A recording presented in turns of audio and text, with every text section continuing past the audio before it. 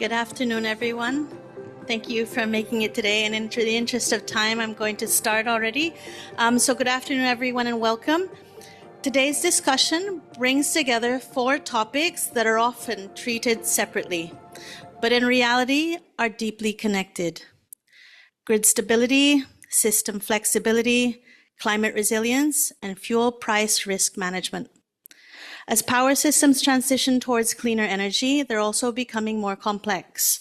More solar and wind can reduce the natural stability that grids once conventional generators provided. At the same time, countries are learning that adding renewable energy is not just about building capacity. It's also about making the system flexible enough to use the energy when and where it's needed.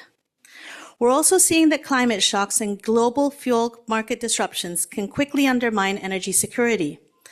Extreme weather can damage core infrastructure, while fuel price volatility can create fiscal stress and affordability challenges, especially in island and import-dependent economies.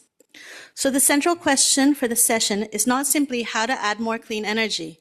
It's how to build energy systems that can stay stable, respond flexibly, withstand shocks, and remain affordable. I'm looking forward to hearing from our panelists on what this means in practice, what trade-offs government and utilities are facing, and what solutions can move us from planning to implementation. Let me introduce to you our first speaker for today, Adita Farahia, Energy Specialist, Asian Development Bank. Adita is an energy specialist at ADB, where she works on energy security and the clean energy transition across DMCs in Asia and the Pacific. Adita?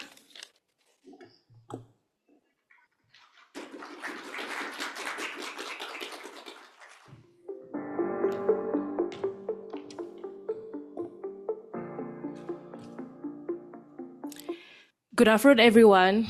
Thank you, Melody, for the introduction. I'm actually on the same team as Melody. We're part of Emerging Areas team in the Energy Sector Office at ADB. My name is Adita Farahia. I'm an energy specialist. As part of my work at ADB, I'm co-leading one of our technical assistants on the risking fuel supply through financial instruments, or what we usually call fuel price hedging. So over the next few minutes, I'll be sharing about how Pacific countries are highly affected by recent events, the available instruments that Pacific countries can use in the risking fuel supply, and also the common challenges in the Pacific when it comes to fuel price hedging, and obviously how ADB is supporting Pacific countries in this matter through our technical assistance.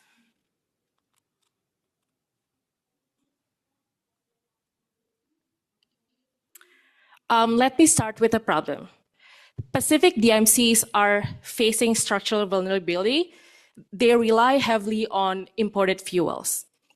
That means they are directly exposed to both global oil price movements and foreign exchange rate movements, factors that are completely outside their control.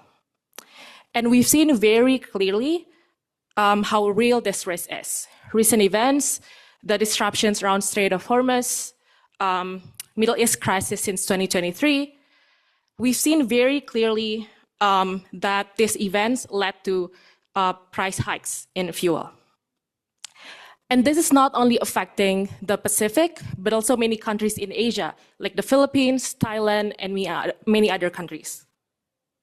For Pacific countries, the combination of these two recent events and also heavy reliance on fuel, imported fuel, translate almost immediately into higher costs, tariff pressure, and fiscal stress. So the effect of fuel price volatility on the Pacific is not theoretical, it's very real and very immediate. I also wanted to highlight that the exposure is not just about how fuel is supplied, but also how prices are determined, which is why we start thinking about detaching the exposure to fuel price fluctuation from physical fuel supply arrangements. In simple terms, even if fuel must still be imported by the Pacific countries, the risk associated with the price volatility can be managed separately. The question is no longer Are Pacific countries exposed to these problems, the fuel price fluctuations? We already know the answer. They are highly exposed to these problems, like many other countries in the world. But now the question is, how do we manage that exposure better? While physical measures are not necessarily sufficient, we figured out that there must be another measure, which is fuel price hedging.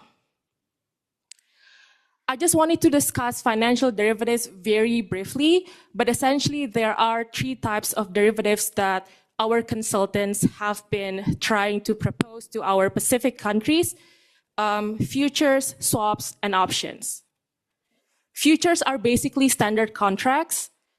Options are derivatives protecting against price increases while allowing some upside, especially when the price goes down.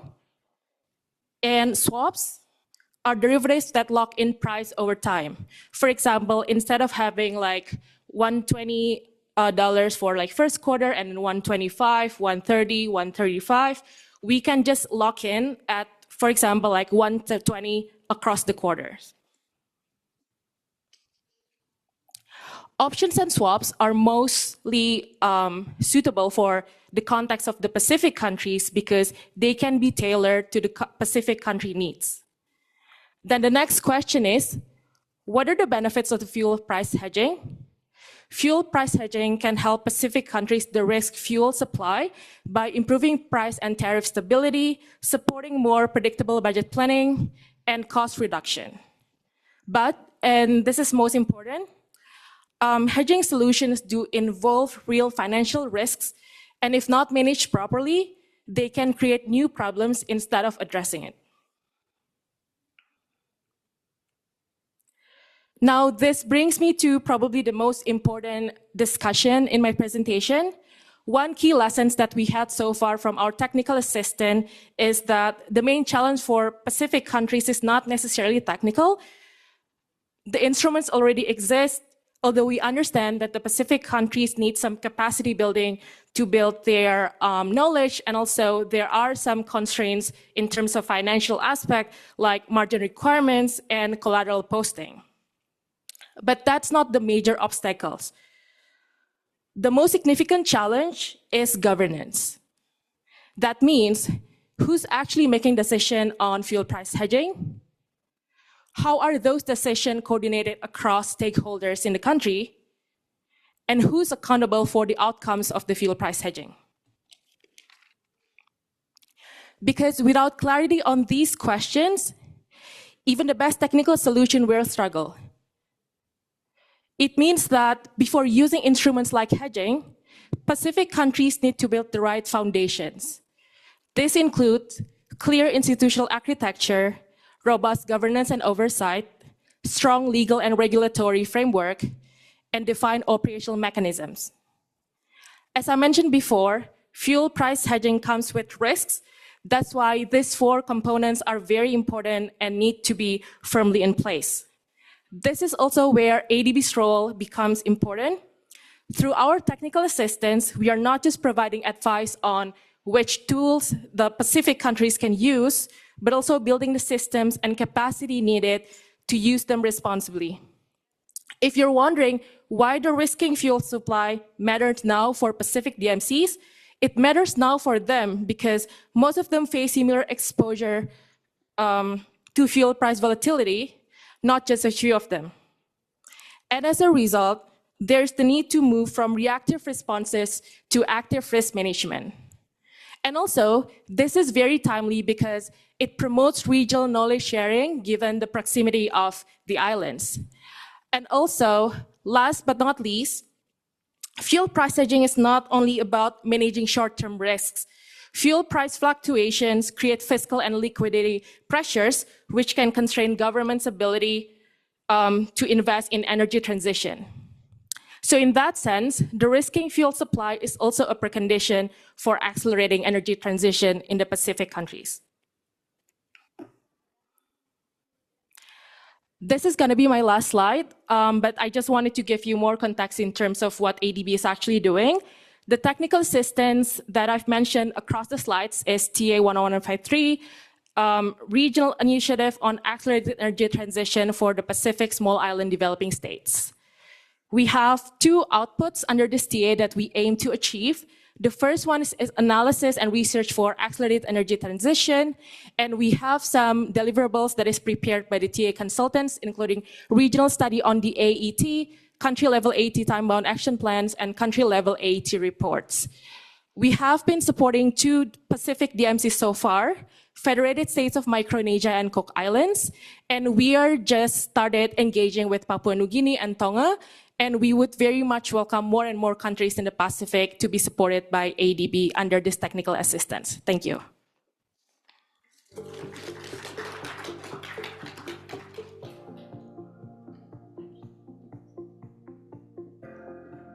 Thank you for that, Adita.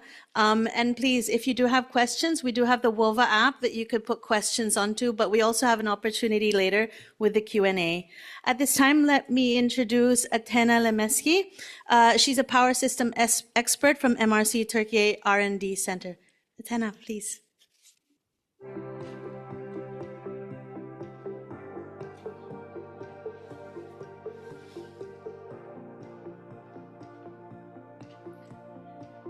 Good afternoon, everyone.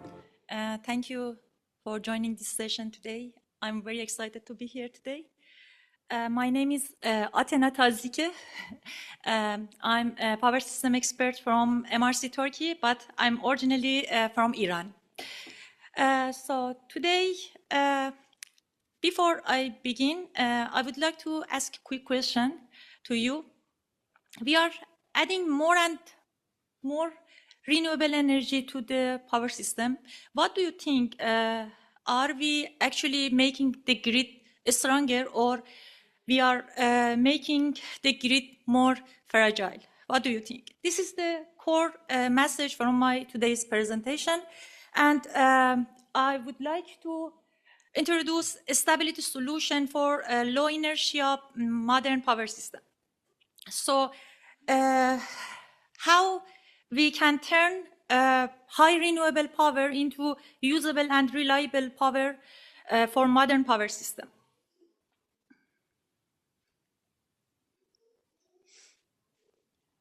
The first topic I would like to cover today is why low inertia is a serious problem in today's our power system, in modern power system.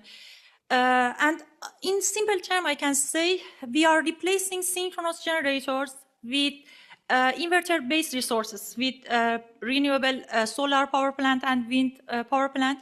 So we are losing the inertia of the system, the very, very important characteristics of the power system. Then I will explain adequacy is not same with stability.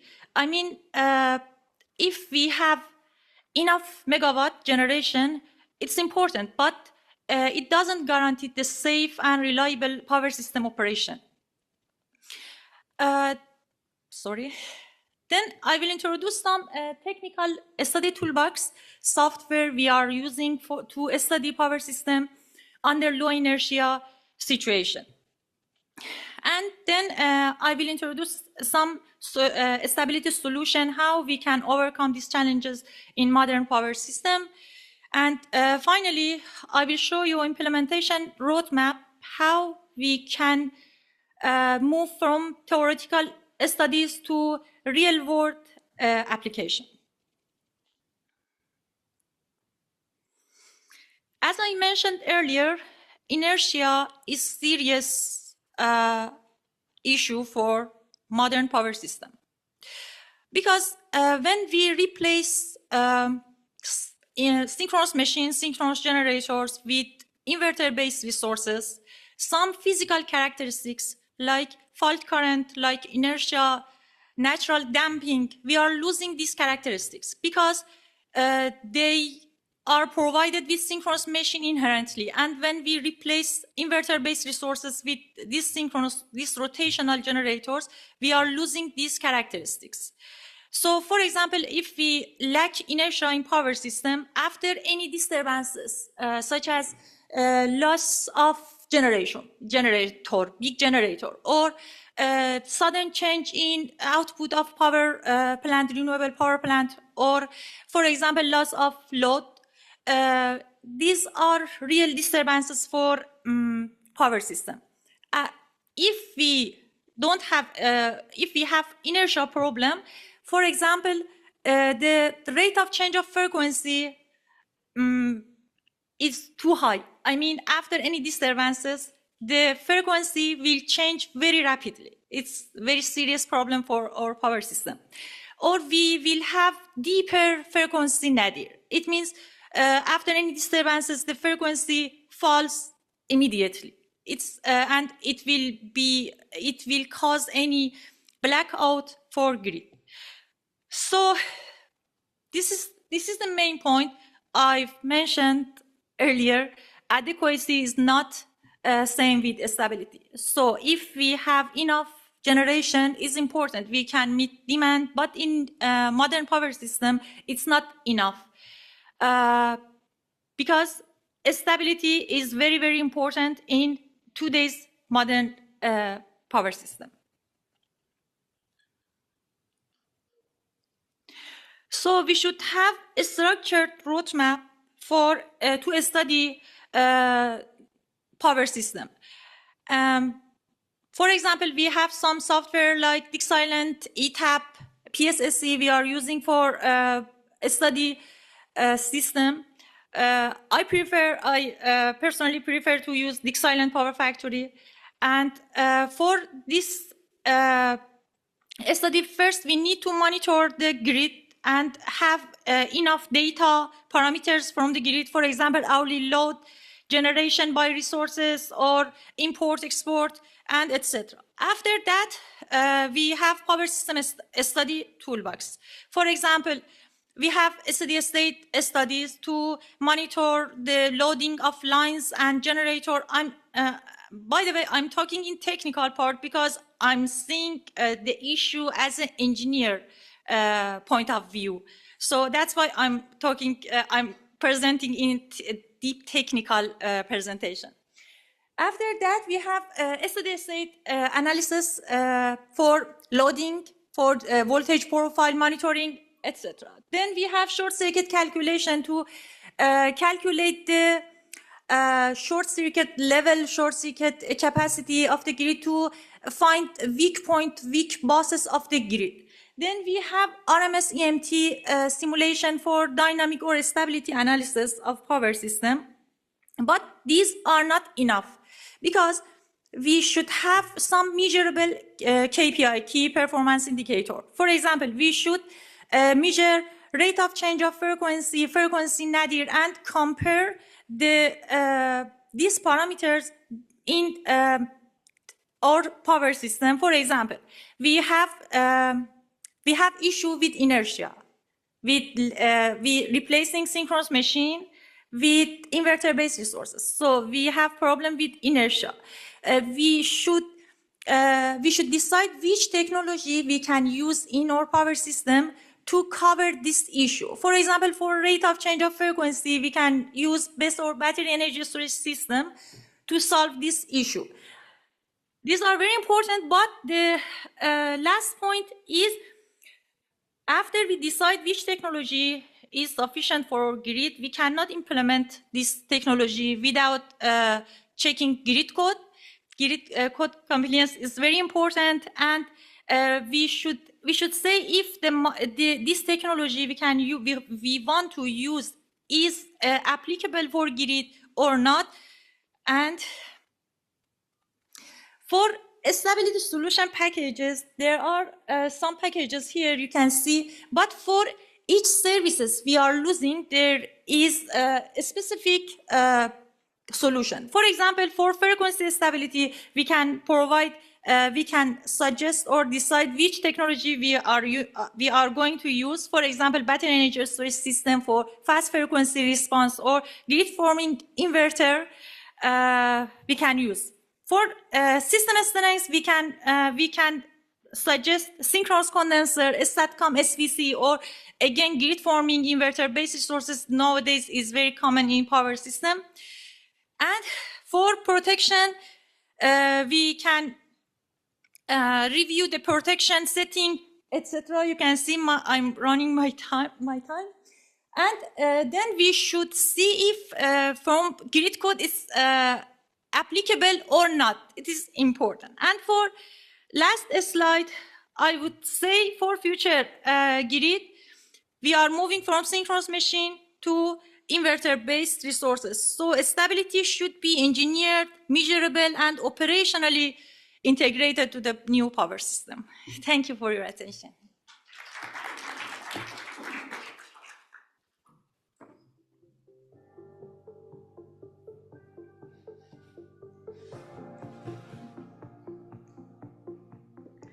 Thank you for that, Athena, and I'm sure we'll get a lot of questions later on for people to know more about the work that you've done. Let me introduce now Ruchita Shah. She is an energy analyst, Asia from Ember, focusing on India's power sector and the clean energy transition.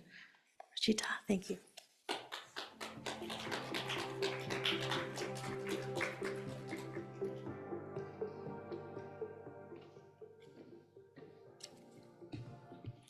Thank you, Melody. And first and foremost, I would like to thank the organizers for inviting me to present in this particular session. Very briefly, I'll take you through what Ember does. We are energy think tank based out of the UK and working in 23 plus countries at the moment. And I specifically work on India.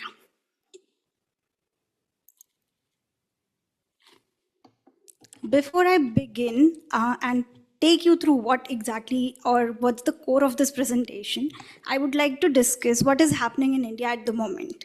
For example, everybody must have heard that 50% of installed capacity target was achieved like 5 years before the time. But when this was happening last year in 2025, we were also facing, because the entire 50% installed capacity is dominated by solar, we were also facing a challenge that 10% of generation also came from solar. So when it was a 5%, it was not a problem.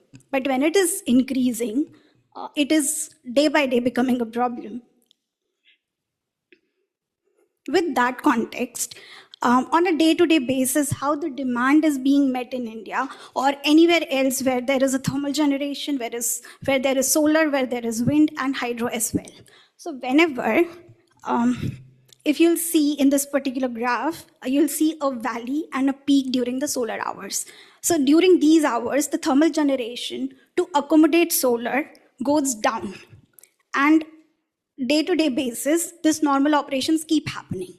But as solar is growing, you will see that the peak during the solar hour will increase, and with the same amount, the valley from thermal generation should go down, which does not happen because it is technically not possible or feasible for the system. So it becomes an operational challenge or a complexity for the system operator to accommodate more and more solar. In 2025, what happened? So there were temperatures which were extraordinarily lower, which exposed the system's problem. So system already deals with this significant amount of solar coming in and going out. But in 2025, because the demand fell, and that led to an exposure in terms of supply becoming higher than demand in certain periods of the day. And that led to curtailment of solar. And I'll come to the curtailment of solar energy in a minute. But for that, I would like to draw your attention to this particular chart. If you'll see, the demand is there. The second line goes for coal, and the third one is solar. And in the circle, it's the 12th October 2025, a very specific date because the date 20% of solar was curtailed from the system during the solar hours. What was happening is the shaded gray area from thermal generation was expected to go flex or provide the flexibility to the system, but it could not go beyond its thermal minimum technical load or minimum technical limits. That led to solar to be curtailed. And this particular incident continued to happen, and around 2.3 terawatt in the previous slide I mentioned, 2.3 terawatt hour was curtailed in the second half of 2025. So what India is doing to manage or reduce this curtailment? So it's not just a system problem where a lot of solar is coming in, it's a systems flexibility problem. So as we move forward with a lot of renewable energy, we will need a system which can absorb or deal with a lot of renewable energy, especially solar coming in and going out. So in that respect, India right now is exploring three options. One is to make coal power plants flexible enough to go beyond, say, 55% of technical minimum technical limit.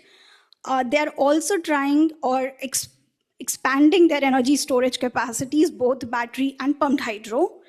And the third one, which is a little far-fetched, is shifting the demand to the solar hours, which can also solve for the flexibility, which can also solve for flexibility requirement of the grid. So the curtailment should not be looked as a problem that we have a lot of solar. It should be looked as a systems challenge, a systems limit, which it has to resolve to cater to more and more solar in the coming times, because in 2030 and in 2035, the solar targets are quite high. So what will you do? You cannot curtail, but you can also absorb it. You can't curtail, you have to find ways to absorb it. And with that, I'll conclude my presentation.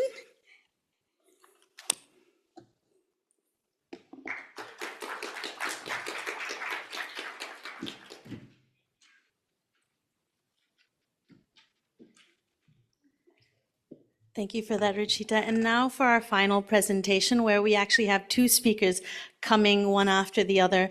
I'll introduce first Samrat Ray, my colleague, Senior Project Officer at ADB, and who will present first is Kiran Sabineni, who is the lead specialist energy sector for the Coalition for Disaster Resilient Infrastructure. Let me call Kiran to the stage and for Samrat to come after. Thank you.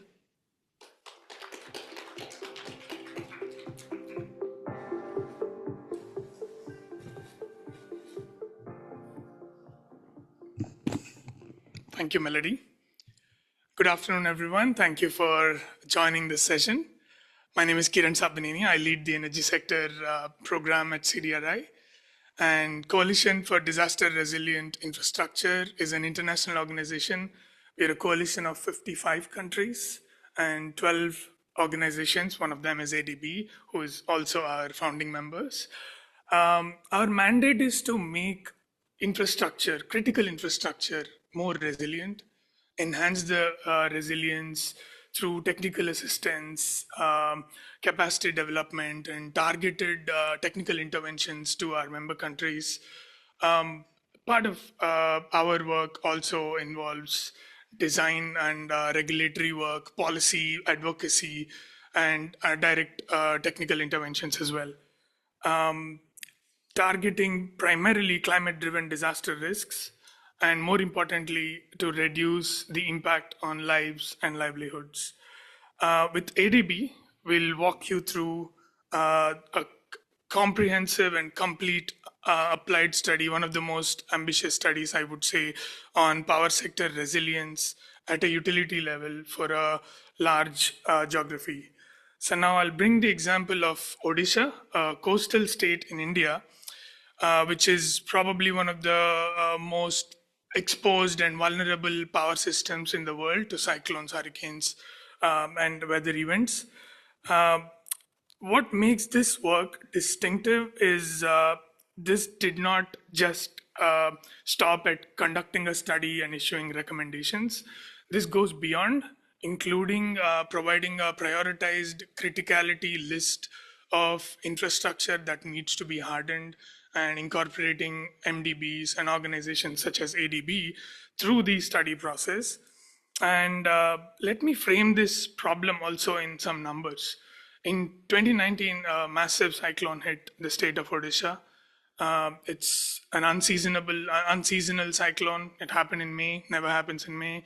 But as a result of that, the disaster management authorities were not very well prepared to handle this magnitude of an event, which resulted in about 220,000 poles, 100,000 kilometers of distribution lines, 12,000 transformers. These are massive numbers in any scale, but for a coastal state and within a radius of 60 kilometers from the state, this is a killer blow to any infrastructure and any power system. We wanted to examine whether this damages happened due to this being a once in 100-year event, or were there any critical systematic standard limitations that we can address. The result was the latter. And through this study, CDRI partnered with ADB throughout the systemic resilience assessment of the T&D transmission and distribution infrastructure, with an objective to produce a prioritized list of actionable investments and an investment plan. And what makes this also special is this utilities that we were working with were through public-private partnership owned by private discoms. This is how the financing element, which Samrat will present later about, makes it much more complex and delicate exercise to balance, particularly when it comes to balancing the impact on consumers. Without going into too much detail, given the time sensitivity, the methodology involved a 5-step process, which has us analyzing the cyclone zonation, creating microzones for winds, flood mapping on 2D, assessing the exposure as an overlay on top of the hazard zones, and also conducting an in-depth vulnerability analysis to determine where asset fails, where a particular fragility curve fits into the hazard intensity equation. And then we developed the criticality of these assets, which assets are critical, where are they feeding, which critical assets or services are being impacted, or are the equitable restoration plans in place. And then comes the prioritization, which is a combination of how critical it is over how vulnerable an asset particularly is. And what resulted in was thorough findings from the upstream interventions to the downstream. You can all refer to our report in our website or chat with me after this session. We had regulatory recommendations, standards had to be updated, including on the ground installed poles, conductors, how the hardware fittings were installed.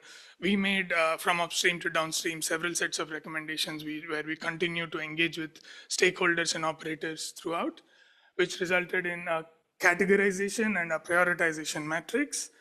Now, this is where our work connects to the action, where we developed a 3-step cost-benefit analysis. And final point I'd like to make is, before handing it off to Samrat, is these studies are often, they end up in a shelf if they're not paired with a clear and prioritized investment plan, which is also bankable. And next slides, which Samrat will present, will also go through how these investment requirements are shaped, how customers' impacts are taken into account, and at what stage which regulators and utilities have to be brought in, and what are the complexities. With that, I'll hand it off to Samrat.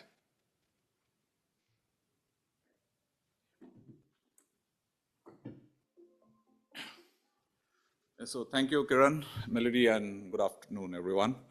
So I think this is a very real and live example which we have. An example which goes to prove that while disaster resilience is a critical element of the network, it is equally time-consuming to implement and equally financially intensive. So all the work which CDRI and the team did basically translated into these numbers, which you can see here on the screen. And I'll just quickly take you through what does it contextually mean. So if you look at it from a disaster perspective, and it could be very country specific. So you're looking at the coastline, and then you're looking at an influence area. So basically that's what Kiran was trying to say about the priority metrics. So, so in the very specific case of India, and that's how the Indian regulations look at it. I wouldn't say regulations, it's more of a law. I mean, it's more of a rule, which CDRI also contributed to. So the priority area which India looks at is from 0 to 20 kilometers. That's the most immediate area. It could be very specific to countries. Countries which are smaller could be much, it could be less. 20 to 60 is the next, and then beyond 60 kilometers. So these are the three distinct zoning which India does when it looks at disaster resilient infrastructure. So we will not even just look at priority 2 and priority 3, but if you just look at priority 1, all this disaster resilience infrastructure to be built would end up looking at an investment of close to $1 billion.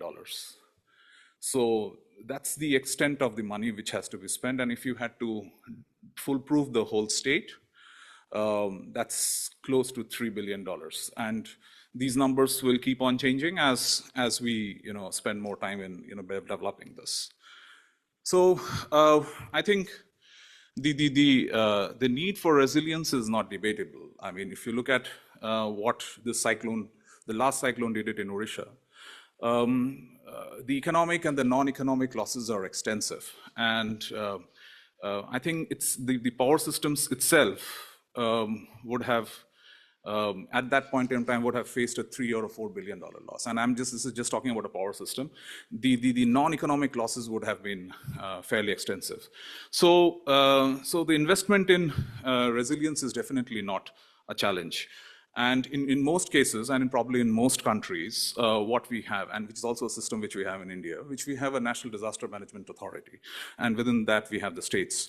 So they would immediately contribute to the post-disaster recovery. But the point is, we keep on spending a lot of money in post-disaster recovery, but a lot of money doesn't get spent in the infrastructure so that they last. In fact, when the Cyclone Fani happened, ADB was one of the agencies which did the PDNA. And if you actually look at the infrastructure which was damaged, most of them were uprooted ground up. So virtually there was nothing on the ground. So now, so the benefits are there. What we are basically struggling with is how do you make it implementable, which basically means is this $1 billion in investment, if you had to translate that into an implementable project, which basically means that it comes down to tariff, because that's the only recoverable way in which a distribution infrastructure's cost can be recovered. What's the impact on the tariff? And if there is an impact on the tariff, which is a direct tariff to the consumers, equally to the consumers who are vulnerable across our communities, what is the government's ability to support so that this tariff impacts can be reduced? And of course, we are a bank, so we have our ulterior motive of trying to make this happen. So, so I would just, look at, I mean, these are just, basic numbers. Probably these are not very important and constant, but structurally, this state is very unique because this is a state which operates a power system as a PPP. So it's basically private and public sector which operates both. But these are numbers. But I think I would just typically try to point you out to what it basically means. So if this project, the utility companies had to, and we were running a sensitivity across models. So if the utility company just had to implement this project as a pure play, which basically means you are doing a cost plus recovery, which is a typical regulatory system in most countries. So if you look at an LCOE and just look at the last numbers, so for the three distribution companies, the numbers vary between, and that's on the tariff, that's in the average cost of tariff. And I'm only talking about an average cost. The actual impact on a consumer-wise tariff could be much lower, much less, because this is just an average number. It varies from 5% to 10%. So that's a significant impact. And technically speaking, in a developing country, if the government had to push this kind of a proposition for approval, I mean, at least we don't believe that it would ever get approved. So this is an option which is technically, which could be looked at, but we do not know whether it will work. So this is an option which we are actually evaluating, and which is where you see there is this dark blue box which talks about Energy Department, Government of Odisha. So that's where the government intervention is coming, and then you have the whole system of structures which is there. So this is a scenario where we are looking and where the government almost contributes to everything. And of course, because government's contributing to everything, significantly brings down the LCOE, which is basically these numbers which you're looking at. Now, why we are telling this? Because while we were doing this assessment, and I think this is the last slide, and I'll just quickly close this, while we were trying to look at this option, because while we were doing this assessment and we have looked generally globally what has been done, and while there are very few examples of a disaster resilience system having been implemented, which basically looks at climate events, some of the advanced countries like California looks at wildfires, even Canada looks at some of these hydro projects. Most of them generally have been either funded by the government to an extent, or the tariff recovery periods have been longer. In India, typically the tariff recovery periods for assets are hardly 5 or 7 years, or maybe 10 years at the max. So you need longer recovery periods. In some cases, we have also looked at, there are some insurance products which have been used, but effectively the whole answer lies in the extent of the government support, and that typically what this analysis also shows that. But I think we'll look at more specific questions once we do the Q&A. Yeah, thank you, Melody.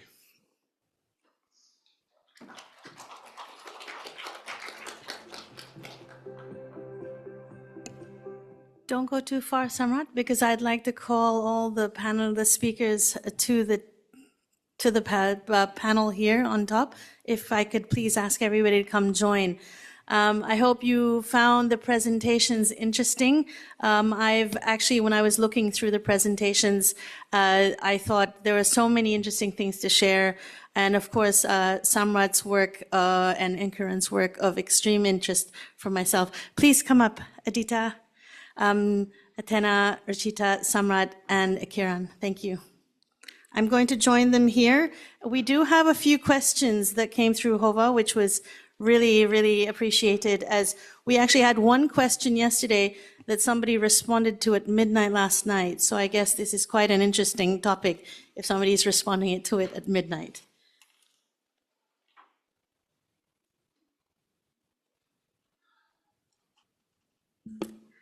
So thank you again, everyone, for the presentation made today. Maybe I could start with Kiran. The foundational framework for power system resilience is the capacity to absorb, respond, and recover. In your opinion, which one of these three aspects is lacking the most attention today, and what would it take to change that? Thanks, Melody. I would say absorb is more critical because it's undervalued and under-examined. Because respond and recover, there are ways to measure response time, recovery time, but absorb, if a pole stands after a disaster, after a cyclone, it goes unnoticed. And we only count the poles that are downed. We don't count the poles that just survive. I think there is also some market failures and regulatory limitations at play here. Because how do we determine how much to invest to make something more resilient, to harden it enough that it can withstand X storm? So we don't know the point yet. I think that's where more work needs to go in, to do a resilience cost-benefit analysis on what benefits stand if we make it X resilient, Y resilient, or even standard setting bodies. Yesterday, in this very hall, there was some conversation. Somebody from BIS was talking about resilience standards need to be developed and evolve further. I think there is a huge gap and potential winning opportunity as well, where how do we measure these metrics and how do we see, because we can't really calculate or improve something we can't really measure. And there's no universally agreed metrics or measures for power system resilience. There are for reliability, but not quite for resilience. And many studies, even by World Bank and others, have shown that $1 invested in resilience and make something harder or resilient would avoid losses and damages up to $12. So I think more work needs to go in there, simulation, digital twins, to close the visibility gap. I think I'll stop there. Thanks for it. No, thank you for that. And I think that relates to, things in general with if we could invest more in resilience, then we will see the long-term gains from that perspective. And over to you, Samrat. What financing structures do you think best support large-scale resilience upgrades? So I think the general evidence which we have looked at, and the evidence is not large, but as I was saying in my last few slides, most of it has been funded by the government. I mean, that remains the mainstay. Now, to the extent what the government finances is of course dependent on country to country, but there is a significant amount of government financing. Of course, you cannot load everything because then it becomes highly unsustainable. So you have to pass it on to the tariffs. Now, tariff structures in countries are very different. India looks at a 10-year or a 12-year loan period. So that's the recovery period. Other countries may look at it differently. But one thing is very clear that if you had to, if you looked at the last LCOE numbers and if you had to, tweak them, I think the extent of the recovery has to be, I think if I remember correctly, California looks at it at a period of 17, 18 years. So I think those are the structures, but you can look at more financing structures like maybe insurance and all that. But leaving aside all that, I think the mainstay remains how the government contributes and the recovery period. Thank you for that, Samrat. And maybe I can go to Ruchita for now. What insights is India's experience can provide to other coal-dependent economies that are on their way to install more solar?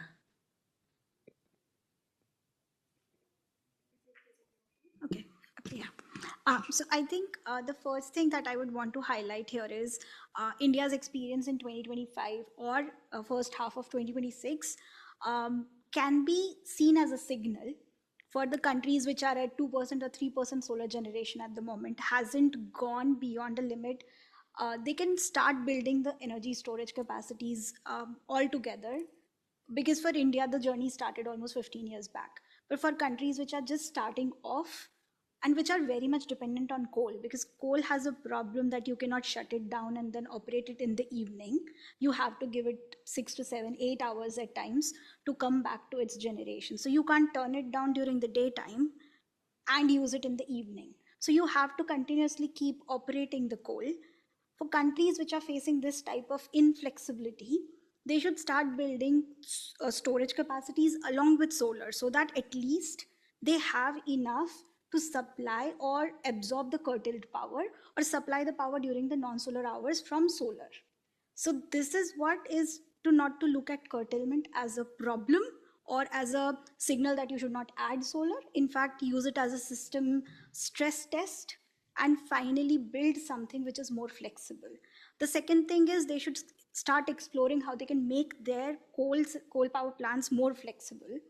The third one is also align your demand or start preparing for providing incentives like time of day tariff or dynamic time of day tariff to let the consumers come and absorb the solar generation during the solar hours. And I think lastly, one of the most important part is how you will incentivize battery energy storage. So they are providing some type of service to the grid. So how you build a marketplace or how you incentivize people to put more storage. Because at the moment, solar is cheap, but when you bring solar plus storage, it is not that cheap. So how you encourage the developers to build storage along with solar. So I think that's that. Thank you for that, Ruchita. I think it's quite interesting for our DMCs and everybody that can learn from the experience that India has had. This is really important. Athena, how can power systems operate effectively manage the trade-offs between rapid renewable integration and maintaining system stability in low inertia conditions? So for power grid, first I think we should find what is binding constraint for the power system. For example, we have a fault current issue or inertia issue. Then we can decide which services we are missing after this, or we can say KPI. After this constraint, which services we are losing and which technology, which high-level technology, for example, grid forming inverter-based resources or synchronous condenser, which technology we can use, we can implement in our grid to compensate these services. So all of them needs power system studies, power system analysis, stability analysis, and we cannot just rely on, these are our assumption, we can use this technology for this grid, and this is different for each grid. Each grid is different based on the services we are losing. That's it. Thank you for that. And it's really important to hear all of these things. And from my perspective, I'm wondering where ADB plays the key role to support our DMCs in answering these questions. And over to Adita. If institutional readiness is the main constraint, what are the minimum governance arrangements are needed to start hedging? Governance arrangements are definitely important for fuel price hedging, because if we talk about cases globally where hedging was failed, most of those cases were due to governance failures instead of technical failures. So I would just highlight at least 4 governance arrangements that would help our developing member countries in de-risking fuel supply. First is policy mandate. It needs to be clear on what's the objectives of hedging of de-risking fuel supply. And then we also need to identify all the policies and regulatory and any mechanisms needed in order to make sure that the hedging mechanisms and all the transactions can be passed. And then second would be segregation of duties. There should be institutional roles that are clear, like, for example, authority, monitoring, and approval. These 3 roles should sit with different entities. It should not be the same person or the same institution in the government that take the same responsibility, because it needs to be clear who's going to take that responsibility before we start hedging. Third would be risk management and reporting mechanisms, because transparency is the key to ensure that the public will trust with the mechanisms and what the country is doing.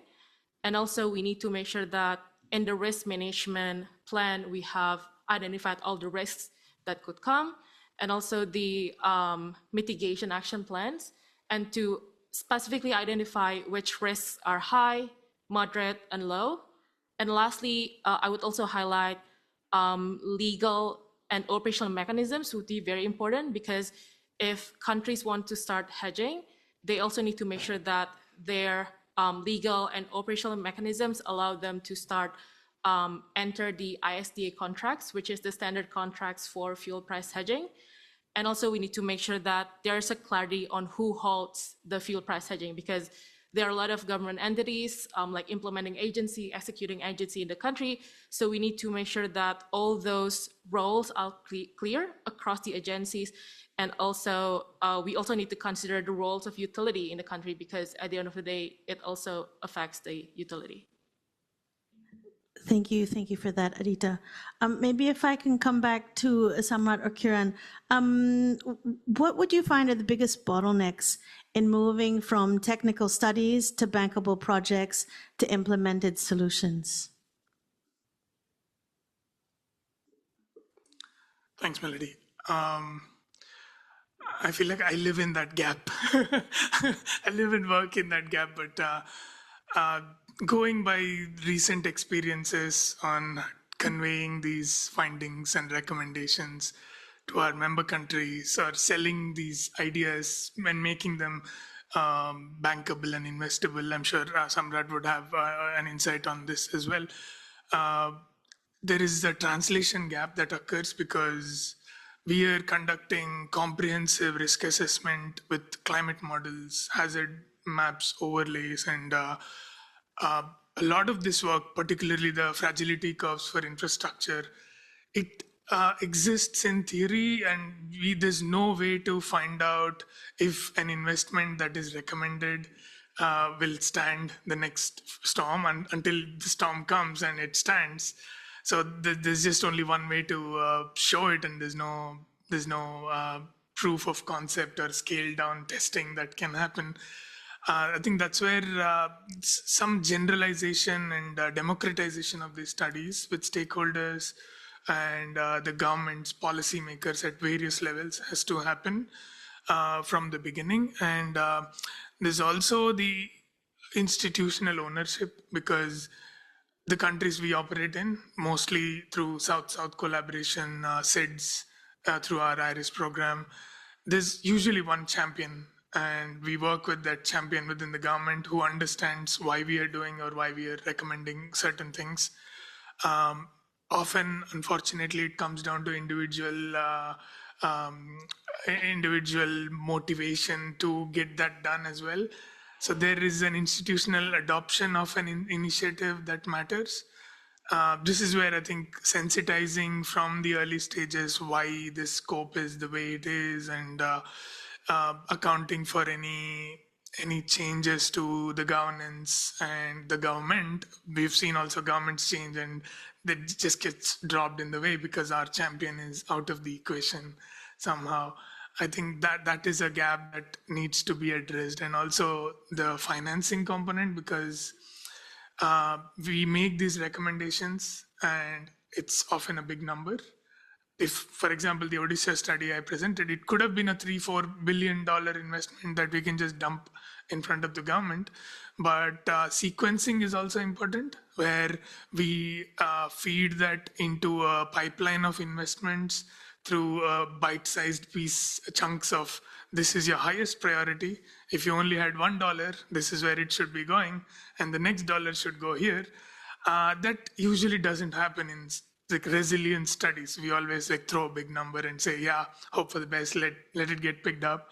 And also that's where MDBs being involved from an early stage. Are they taking ownership through the study, or are we just dumping the report in front of them? I think a combination of these three is where that the determination is made whether a study or a recommendation is successfully actioned or implemented or not.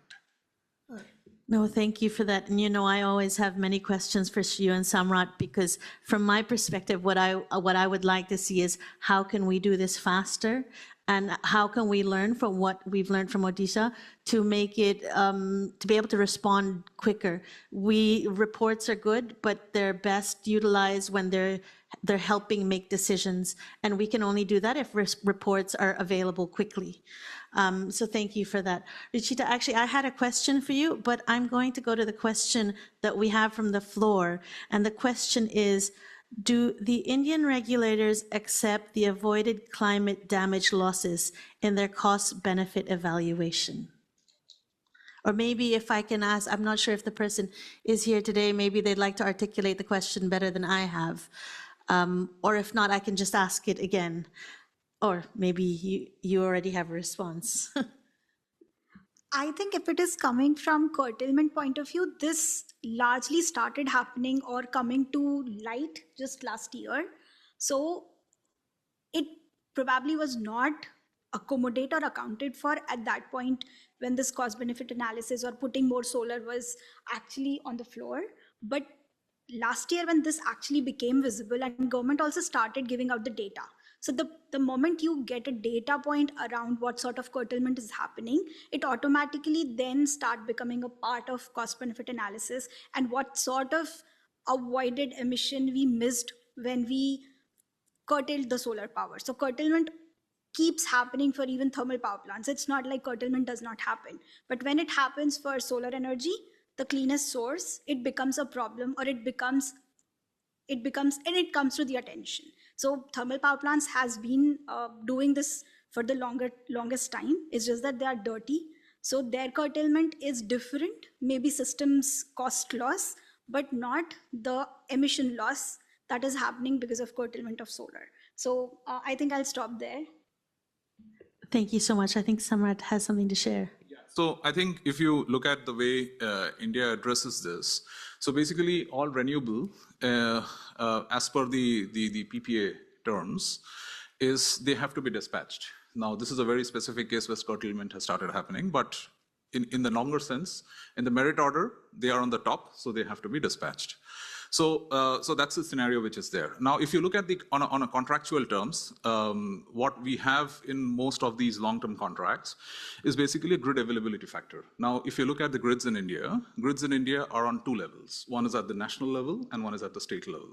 National level grids, which is operated by a central organization, operate at almost 99.99% availability. So technically, if you are a large IPP and if you're connected to the national grid, excess of these unforeseen conditions where you have a constraint, normally you are not allowed to back down. That's the regular position.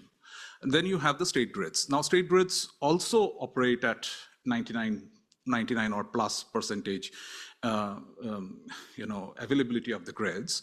But I think what most of the people realize, and this is something which we also did some years back, was to basically say that, look, energy generation and demand are very distinctively located. What I mean to say is, if you look at a thermal power plant or if you look at a solar power plant, it would typically not be within a load center, which means unless and until you're doing a distributor which is very small. So an IPP is very distinctly located, which means that the interconnection between both of them need not be a straight line all the time. So while technically you may have a lot of generation and you may have demand, but your routing is which creates the constraint. So to do, and this is something which is there. I mean, everyone knows it, which is why if you actually do a merit order dispatch of costing, what you would also see that some of the hydropower plants are back down, but some of the thermal generators are still getting dispatched. It is because of this point of congestion is what you have, which is an inherent factor. So to answer to your question, the system already factors in that. It does that cost in a natural way, because when you look at an annual account, you would have anyway dispatched high cost of power, which then would have to be translated into tariffs, rather than doing it differently. So yes, the system takes into that. Thank you both for that. Atena, if I may ask, what are the most critical grid services that emerging markets should prioritize in the next 5 years to ensure both high renewable penetration and system security? For this question, I would like to point out a real project we have been working for high-level technology implementation for 3 countries, Cambodia, Tajikistan, Uzbekistan. We have been working in this project. So I can say for each country, for example, for Tajikistan, the main issue is this grid is hydro-dominated. More than 90% of power is provided from hydropower plant. So, by the way, they have inertia problem in existing grid without adding any other renewable energy. They have inertia problem because they have shortage power in dry season in winter and surplus in summer. So for existing grid also, there are some missing services. For example, they need fast frequency response like a battery energy storage system. After adding renewable energy, it should be changed. I mean, the missing services should be identified based on the services we can provide. For example, for inertia, grid forming inverter-based resources. For voltage stability, we can use SVC, SATCOM, and synchronous condenser. For example, Uzbekistan, they have a very ambitious target for renewable, especially for PV. So after adding renewable, they will miss some services. So we prepare a short list, more than 30 high-level technology. Based on each missing service, we should decide which technology is needed. Thank you for that. Thank you. And Adita, I've got a couple of questions from the floor for you. The first one being, due to the war, how much has the cost of hedging refined products like diesel increased, and how liquid is hedging beyond 12 months? So when the disruption around Strait of Hormuz happened in like I think March or April, we actually asked our consultant to did like short and quick research on that, and the consultants found out that it's actually a very significant increase. The Brent crude increased from $60 per barrel to $100 per barrel, and it's only within a week, and it's peaked at $120 per barrel. So it was very significant. In terms of liquidity for hedging, we understand that long-term hedging would be very relatively low in terms of the liquidity. But our consultants, when it comes to the recommendations and policy recommendations for our developing member countries, we always recommend that we can start small. So everything can start small, whether it's the fuel price hedging, like the hedging ratios, the governance arrangements, or anything that is needed to implement the fuel price hedging.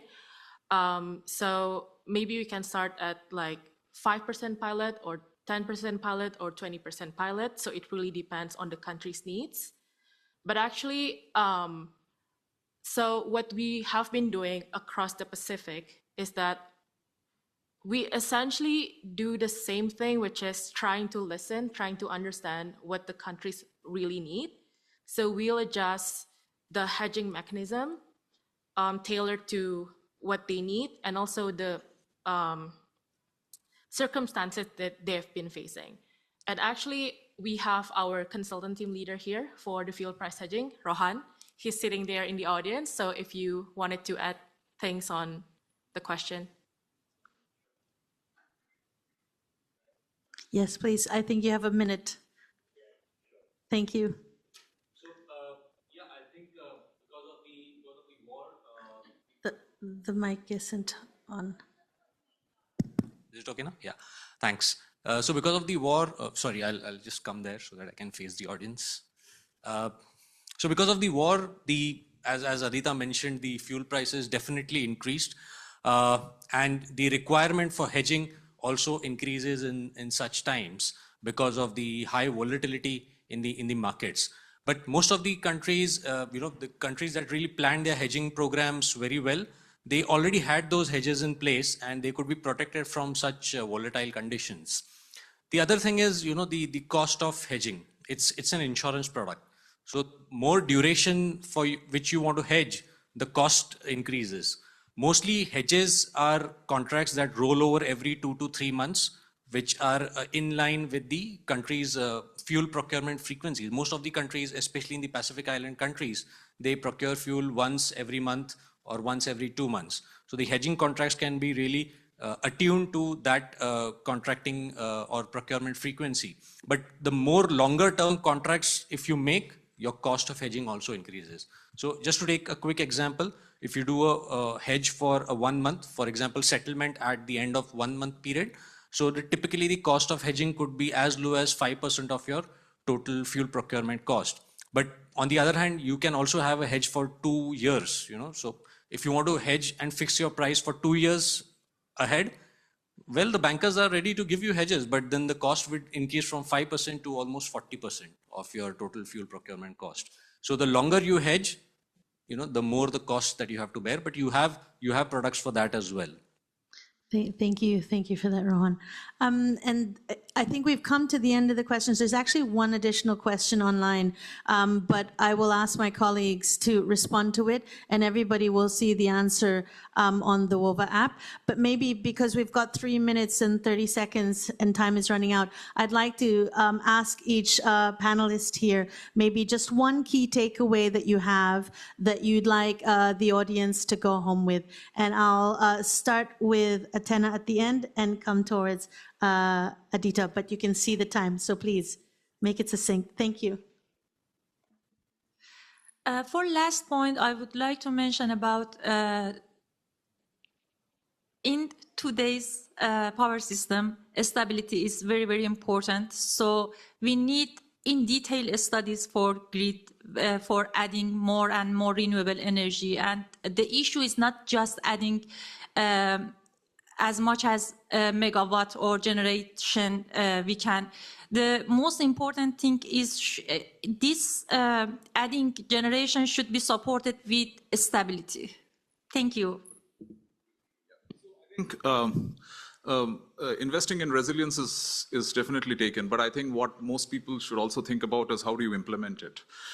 If you generally look at the way distribution programs are implemented in regulated environments, which is typically in most countries which we operate, it's basically a cost-plus model, and you basically operate in a scenario where you know you have to spend X amount of money, and that X amount of money is to be spent on load growths because you are serving your economy, and then you're also looking at efficiency improvements. But whatever you try to spend or whatever you plan to spend is also dependent on the amount of finances which you have, which basically means that you are trying to implement a distribution program, a regular distribution program, but you're also trying to tweak it, making it fragmented because you're trying to link it with the money. But when you're looking at disaster resilience programs, I think the fundamental thing which we also learned, and I think which all DMCs have to look at, is you have to take a programmatic approach, which basically means is that if you at any point in time you decide to implement it, in the case of example of Odisha, which is like $1 billion in the first phase, the state has to say that, yes, I'm going to implement $1 billion in a time frame. Now, I cannot come and pick and choose and challenge Kiran at a later point in time that, look, let's relook at the vulnerability and pick and choose based on what I have. Then I think it's a complete failure. So I think implementation in a programmatic way or whatever suits in your country is very important. Thank you for that, Samrat. Kiran, you can take a little bit of time. It seems actually we have additional time. Okay. So if anybody would like to come in afterwards again, but please, Kiran. So I'll cheat and maybe go with 2 takeaways then. My number one takeaway and also a submission to everyone in this room would be to take a look at the visibility gap. I think Athena in her presentation rightly mentioned there are simulation tools like Power Factory, PSSE, several simulation tools that allow us to see what would be the impact of a disruption on the grid and how would the grid be able to take N-1, N-2, and minus K contingencies. That is one side of the equation. The other side of the equation is we have great climate modelers that simulate, project, forecast what's going to happen if a hazard hits, what the intensity is going to be, how it is impacted. But I mean, I don't see any greater usage of something like a tool that combines these two, because I know if my transformer fails here, what the impact is going to be. But if a massive hazard is heading my way, cyclone or landslide or something, what would be the network effects of that? Can I simulate that today? I think I can do it in a 2-step or a 3-step way, but I would want to see an optimization. I'm hoping for some tool to give developing countries, small island developing state, the ability to see and forecast and maybe simulate events and understand the impacts. Because now we are saying, going to the countries and saying, there is a 50% likelihood, 20% likelihood that there's going to be a hazard. Your average annual loss for a 50-year return period would be X. Then the question that we get is, okay, what should I do about it? I'm just a distribution operator. What exactly should I do about it? There's no definitive answer unless and until we conduct a on-the-ground study like Odisha study, or where we're collecting data and conducting simulations.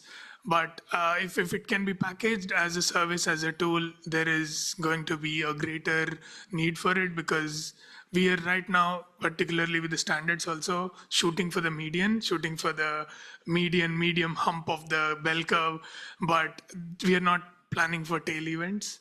And climate change is rapidly moving that tail further and further away, and we should be ahead of the curve. I think the visibility gap, I would say, should be number one. priority for everyone. So picking up from what Samarth mentioned earlier about the grid constraints, one thing that I would like to highlight here is for every country which is trying to put more and more renewables, the system is changing. You'll require more transmission infrastructure, as well as you'll have to ensure that your grid is secure. So curtailment can happen both ways. It can happen because of grid security reasons, which I was talking about during my presentation as well. And there is another entire grid congestion, transmission infrastructure not being there. That kind of problem as well. So you have to build your grid and build a stable grid at the same time when you're adding more capacities. So even if we have seen India adding a lot of capacities in last, say, 10 years, we also have to ensure that the system is ready for it.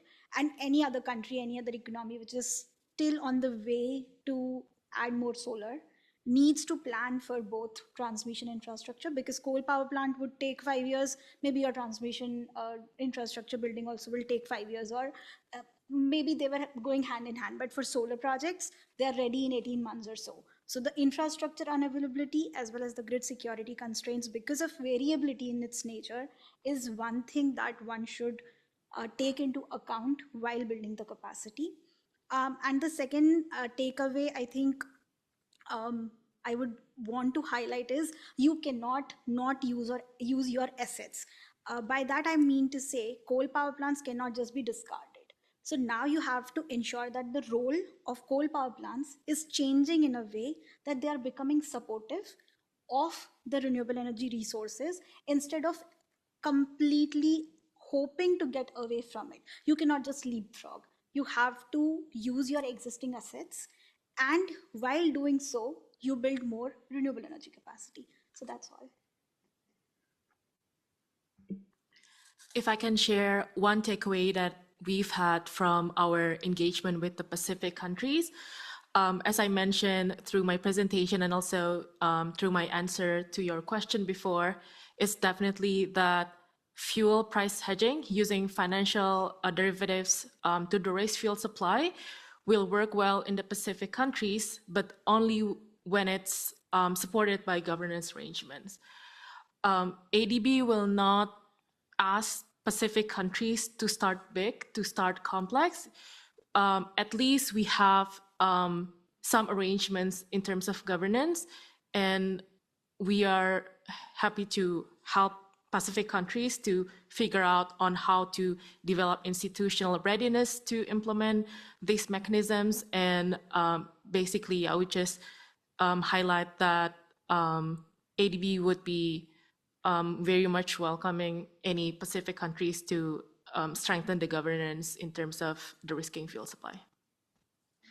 Thank you for that, everyone. Before I close, maybe just opening the floor to any further questions that the audience has at this time, or if there's anything that the panelists would like to further share, as we do have a few more minutes. And if not, I'd be happy to close, and we have an opportunity to come down and have a discussion during the break. The panelists are also attending ASEF, and they're open to have further discussions. Any final words? Okay, then let me close here. Thank you so much today for joining this thematic track session 2.1, anticipating and managing disruptions. I think this is something that affects every country that we're working in, all our DMCs and member countries. And I'm very happy to have been here to present this panel today, the presentations that they made. And I hope there's a lot of food for thought for our audience. And if you would like to have further discussions with our panelists, please don't hesitate to do so. I realized that I did not introduce myself at the beginning of our session. My name is Melody Ovenden, working with the DETA and the Emerging Areas team here at ADB. Thank you so much for attending today.